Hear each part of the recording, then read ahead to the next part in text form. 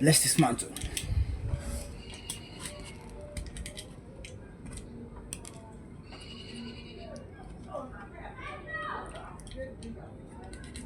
So I've seen many videos online where they want this.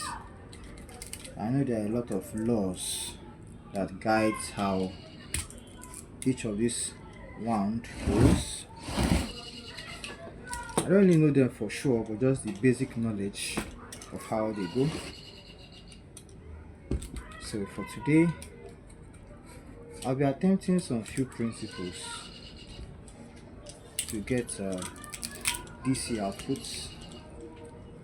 I'll be creating a magnetic field with my permanent magnets with the hope I'll be able to get a little insight on how it's going to work and answer some few questions that's in my head. How to separate the poles of the coils and all that.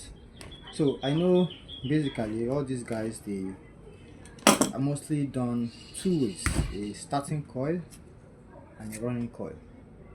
I believe they do that. So I want to find out which is the starting, which is the running. I don't need the two of them. I just need a set of coils to be able to mimic my positive, my negative pole. So if I'm going to be responding to the north and south pole, to have two frequencies on both sides, two poles on both sides, to be able to retain one output, which means the alignment of the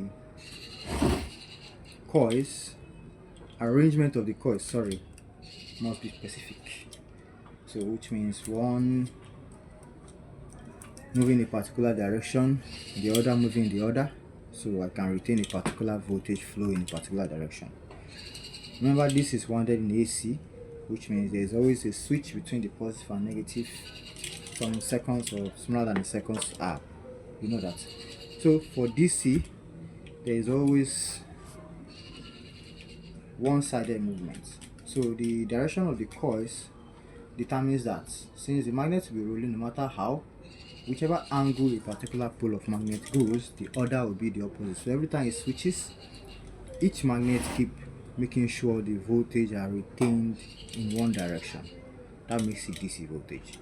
So this was wounded to produce an AC output. That's why every time I'm testing, I believe that's what I'm feeling. So my aim is to find out exactly how this is wounded. So my dismantling process still continues.